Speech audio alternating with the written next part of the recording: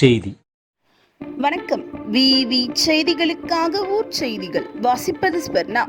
ராணிப்பேட்டை மாவட்டம் ஷோலிங்கர் ஊராட்சி ஒன்றியத்தில் ஒன்றிய கூட்டம் ஒன்றிய குழு தலைவர் கலைக்குமார் தலைமையிலும் வட்டார வளர்ச்சி அலுவலர்கள் நிர்மல்குமார் முன்னிலையிலும் நடைபெற்றது.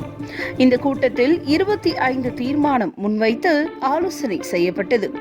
இதில் சுமார் 1,55,00,000 மதிப்பில் பழையபாளையம் மோட்டூர், நெருஞ்சிந்தாங்கல், கொளத்தேரி, மேல்வீராணம் பகுதியில் அங்கன்வாடி மையம், கல்லலாங்குப்பம் ஊராட்சி மன்ற அலுவலகம், பரவத்தூர் துணை சுகாதார நிலையம், ஒழுகூர் புதிய நெற்களம் உள்ளிட்ட ஒன்றியத்தில் உள்ள 11 நூலகங்கள் புனரமைக்க தீர்மானங்கள் நிறைவேற்றப்பட்டது. மேலும் கூட்டத்தில் மழைக்காலங்கள் என்பதனால் டெங்கு பணிகளை ஒன்றிய கவுன்சிலர்கள் பார்வையிட வேண்டும் என ஒன்றிய குழு தலைவர் தெரிவித்தார்.